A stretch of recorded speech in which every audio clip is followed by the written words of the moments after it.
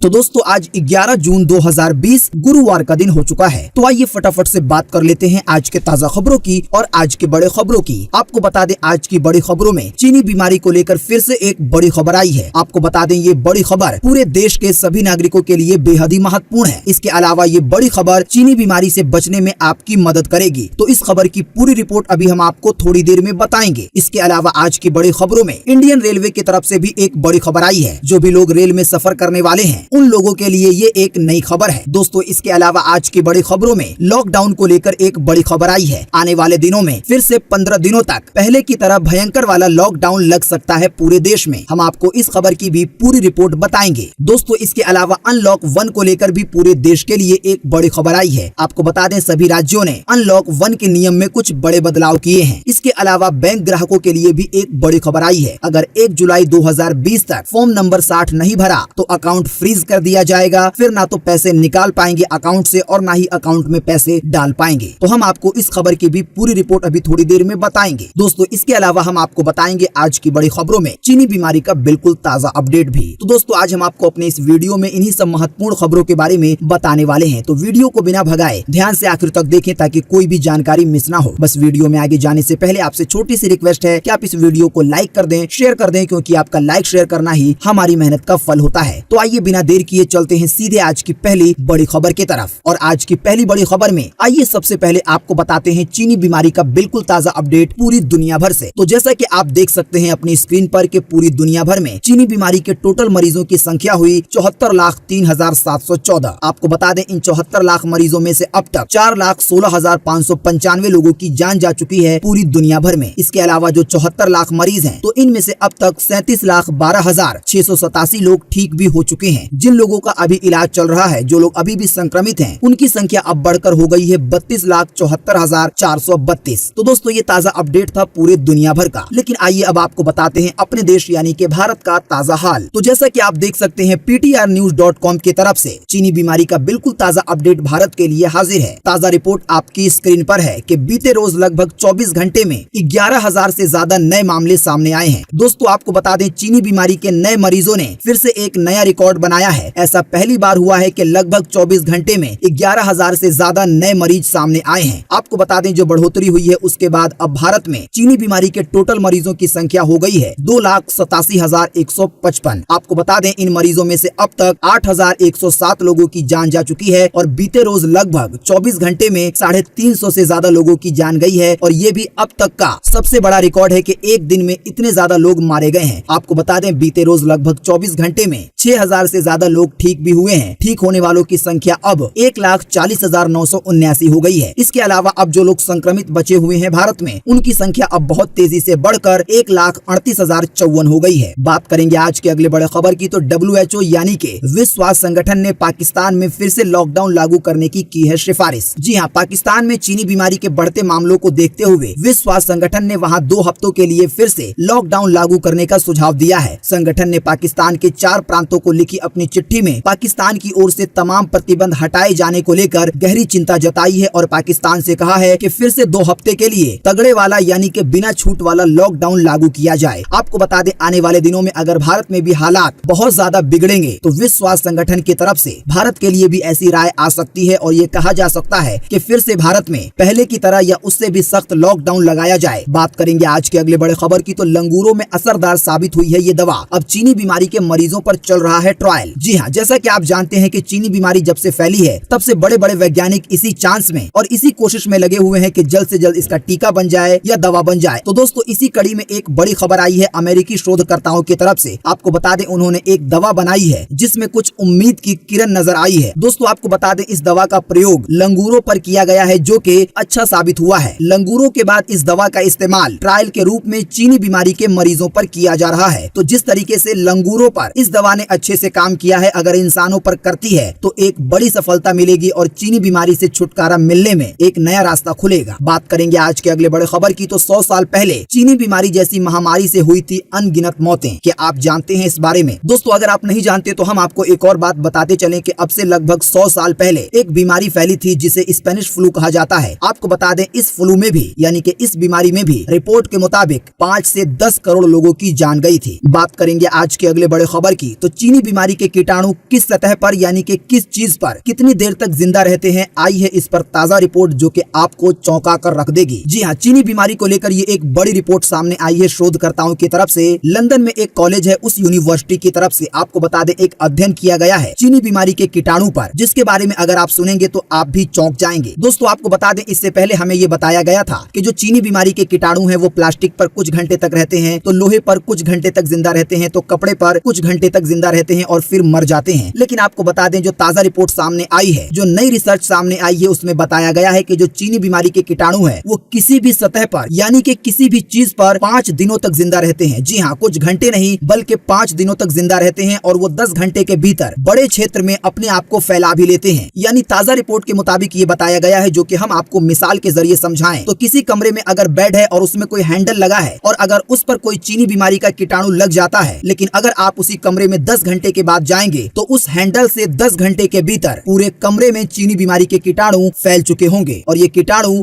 लगभग 5 दिनों तक जिंदा रहते हैं। लेकिन दोस्तों आपको साथ ही में ये भी बता दें कि हर बार नई रिसर्च सामने आती है और इससे लोग कंफ्यूज भी रहते हैं। ये बात कहना गलत नहीं होगा कि असल में चीनी बीमारी के बारे में और जो इसके कीटाणु है उसके बारे में कोई भी सटीक जानकारी अभी किसी के पास नहीं है। बात करेंगे आज के अगले बड़े खबर की, तो रेलवे ने टिकट चेकिंग के लिए बनाया ऑटोमेटेड सिस्टम जिसका नाम है आत्मा। इसके जरिए होगा सभी चीजों का टेस्ट। जी हाँ, इंडियन रेलवे की तरफ से एक बड़ी खबर आई है। आपको बता दें इंडियन रेलवे ने एक ऑटोमेटेड सिस्टम बनाया है जो कि यात्रियों की जांच करेगा, उनके टिकट की भी जांच करेगा, उनकी स्क्रीनिंग भी करेगा। इसके अलावा वो ये भी चेक करेगा कि यात्री में कहीं चीनी बीमारी के संक्रमण तो नहीं है। दोस्तों आपको साथ ही में बताते चलें कि ये जो ऑटोमेटेड मशीन है अभी ये सभी रेलवे स्टेशनों पर नहीं लगाई गई है, अभी इनको ट्रायल के रूप में लगाया गया है। रेलवे स्टेशन पर आते ही सबसे पहले यात्रियों को इस आत्मा नाम के सिस्टम पर जाना होगा। आत्मा सिस्टम एक खास तरह की मशीन है जिसके सामने खड़े होने के लिए जगह भी बनाई गई है और स्टिकर के रूप में आपको बताया जाएगा कि आपको कहां पर खड़ा होना है। जैसे ही आप आत्मा सिस्टम के सामने आते हैं तो निर्धारित जगह पर खड़े होते ही आपके सामने एक डिजिटल स्क्रीन होगी जिस पर आप खुद को देख सकेंगे। वहीं स्क्रीन की दूसरी ओर टिकट चेक करने वाले बैठे होंगे। सबसे पहले आपकी थर्मल स्क्रीनिंग की जाएगी जो कि एक तरीके का चीनी बीमारी का टेस्ट होता है। इसके अलावा ये देखा जाएगा कि आपने मास्क पहना है या नहीं। इसके अलावा फिर आपकी टिकट की चेकिंग की जाएगी, यानी सब कुछ ऑटोमेटेड तरीके से होगा और किसी भी रेलवे कर्मचारी को आपके बिल्कुल सामने डायरेक्ट नहीं आना होगा। तो इससे चीनी बीमारी को रोकने में काफी ज्यादा मदद मिलेगी। बात करेंगे आज के अगले बड़े खबर की, तो इन 114 ट्रेनों में मिल सकती है कंफर्म टिकट। भारतीय रेलवे ने जारी की है पूरी लिस्ट। जी हाँ, भारतीय रेलवे ने यात्रियों की मांग को ध्यान में रखते हुए 200 से ज्यादा ट्रेनें चला रही है। अभी लॉकडाउन में आप भी कहीं पे अगर फंसे हैं या कहीं जाना चाहते हैं अपने जरूरी काम से, तो जो इन ट्रेनों में खाली सीटें हैं उनमें आप बुकिंग करवा सकते हैं। रेलवे ने ऐसी 114 जोड़ी गाड़ियों की लिस्ट जारी की है जिसमें सीट खाली है। दोस्तों आपको बता दें जो 114 गाड़ी है वो देश के अलग अलग राज्यों में जाएंगी और जिनकी तारीख भी अलग अलग होगी। हम आपको इसी वीडियो के नीचे डिस्क्रिप्शन में एक लिंक देंगे जिस पर आप क्लिक करके ये जान पाएंगे कि वो कौन सी 114 गाड़ियां हैं। बात करेंगे आज के अगले बड़े खबर की, तो अनलॉक 1 को लेकर आया है ये बड़ा ऐलान। सभी राज्यों ने क्वारंटीन के नियमों में किए हैं अहम बदलाव। यात्रा करने से पहले सभी दिशा निर्देशों को जानना है जरूरी। दोस्तों अगर आप नहीं जानते तो हम आपको बता दें कि अब हमारे देश में 1 जून 2020 से लॉकडाउन 5 के साथ अनलॉक 1 भी जारी है। यानी बहुत सारी छूट के साथ लोगों को बड़ी सुविधा दी गई है और बहुत कम जगह पर सख्ती की जा रही है। लेकिन आपको बता दें अनलॉक 1 में जो क्वारंटीन का नियम है उसमें बड़े बदलाव किए गए हैं। यानी अगर कोई व्यक्ति किसी एक राज्य से दूसरे राज्य में जाता है उन लोगों के लिए दिल्ली की तरफ से जो नया बदलाव किया गया है उसमें बताया गया है कि दिल्ली आने वाले सभी हवाई, रेल और बस यात्रियों को अब 7 दिनों के लिए घर में ही क्वारंटीन होना होगा। इसके अलावा जो लोग देश के बाहर से आएंगे दिल्ली में तो उन लोगों को 7 दिन तक सरकार द्वारा जो क्वारंटीन दिए जाएंगे उनमें रहना होगा। इसके अलावा 7 दिन अपने घर के क्वारंटीन में भी रहना होगा। दोस्तों आपको बता दें ऐसे ही बिहार सरकार के आपदा प्रबंधन विभाग के आदेश अनुसार इन शहरों से बिहार लौटने वाले प्रवासी मजदूरों को 14 दिनों के लिए क्वारंटीन शिविर में रहना होगा। आपको बता दें ये खबर बिहार से आई है कि अगर कोई गुजरात के सूरत से आता है या अहमदाबाद से आता है या महाराष्ट्र के मुंबई से आता है या पुणे से आता है या दिल्ली से आता है या उत्तर प्रदेश के गाजियाबाद से, फरीदाबाद से, नोएडा से आता है। इसके अलावा अगर कोई पश्चिम बंगाल से आता है या कोलकाता से आता है या हरियाणा या बेंगलुरु से आता है तो उन्हें बिहार के अंदर 14 दिनों के लिए क्वारंटीन होना पड़ेगा। ये नया नियम आया है। इसके अलावा जो लोग बाकी शहरों से आते हैं इन जगहों को छोड़कर तो उन लोगों को अपने घर में ही क्वारंटीन होना होगा। दोस्तों आपको बता दें इसी तरीके तरीके से जो और भी राज्य हैं उन लोगों ने अपने क्वारंटीन के नियम में अपने राज्य के लिए कुछ नए नियम लागू किए हैं। कर्नाटका की तरफ से भी कुछ नए नियम आए हैं, तमिलनाडु की तरफ से नए नियम आए हैं, आंध्र प्रदेश की तरफ से, असम की तरफ से, हरियाणा की तरफ से, महाराष्ट्र की तरफ से, पंजाब की तरफ से, राजस्थान की तरफ से, पश्चिम बंगाल की तरफ से, केरल की तरफ से। तो मैं अगर एक एक करके बताऊंगा सभी के बारे में तो वीडियो बहुत ज्यादा लंबा हो जाएगा, तो इसीलिए हम आपको इसी वीडियो के नीचे डिस्क्रिप्शन में एक लिंक देंगे जिस पर आप क्लिक करके सभी राज्यों के नए नियम जान पाएंगे क्वारंटीन को लेकर। बात करेंगे आज के अगले बड़े खबर की, तो बैंक ग्राहकों के लिए जरूरी खबर, 1 जुलाई तक करा लें ये काम, नहीं तो फ्रीज हो जाएगा आपका बैंक खाता। जी हाँ, बैंक की तरफ से अपने ग्राहकों को अलर्ट किया गया है। बैंक का कहना है कि जिन ग्राहकों ने लंबे समय से अपने खाते में पैन या फॉर्म नंबर 60 या अपनी डेट ऑफ बर्थ को अपडेट नहीं किया है तो वो इसको अपडेट कर लें। जो भी लोग ऐसा नहीं करेंगे तो उनका खाता फ्रीज कर दिया जाएगा। आपको बता दें ये काम आपको 1 जुलाई 2020 से पहले करना होगा। दोस्तों, ताजा रिपोर्ट के मुताबिक बैंक की तरफ से ग्राहकों को मैसेज भी भेजा जाएगा। मैसेज भेजने के अगर 15 दिन के अंदर जो भी अपडेट करवाना है वो अपडेट नहीं करवाया गया तो अकाउंट फ्रीज होगा। लेकिन आपको बता दें फिलहाल ये नियम बैंक ऑफ बड़ौदा की तरफ से आया है। बात करेंगे आज के अगले बड़े खबर की, तो लगातार चौथे दिन बढ़े पेट्रोल डीजल के दाम। आइए बताएं पेट्रोल डीजल के ताजा भाव। जी हाँ, जैसे ही लॉकडाउन में छूट मिली और गाड़ियां चलना शुरू हुई तो वैसे ही लोगों पर महंगाई भी टूट पड़ी है पेट्रोल डीजल की तरफ से। आपको बता दें 4 दिनों में पेट्रोल 2 रुपए 14 पैसे, इसके अलावा डीजल 2 रुपए 23 पैसे महंगा हो चुका है। तो आपको बता दें बीते रोज बुधवार को पेट्रोल फिर महंगा हुआ। पेट्रोल पर 40 पैसे की बढ़ोतरी की गई और इस बढ़ोतरी के बाद राजधानी दिल्ली में अभी 1 लीटर पेट्रोल की कीमत 73 रुपए 40 पैसे है। इसके अलावा आपको बता दें कि बीते रोज बुधवार को डीजल भी 45 पैसे महंगा हुआ है और इस महंगाई के बाद अभी 1 लीटर डीजल की कीमत राजधानी दिल्ली में 71 रुपए 17 पैसे है। तो हम आपको इसी वीडियो के नीचे डिस्क्रिप्शन में एक लिंक देंगे जिस पर आप क्लिक करके देश के और भी बड़े बड़े शहरों और महानगरों के पेट्रोल डीजल के ताजा भाव जान पाएंगे। बात करेंगे आज के अगले बड़े खबर की, तो दिल्ली के अस्पतालों को गेट पर लगाने होंगे चीनी बीमारी और नॉन चीनी बीमारी बेड के बोर्ड। उपराज्यपाल यानी कि एलजी ने दिए हैं ऐसे निर्देश। जी हाँ, दिल्ली में जो अस्पताल है उन अस्पतालों पर नया नियम आया है। आपको बता दें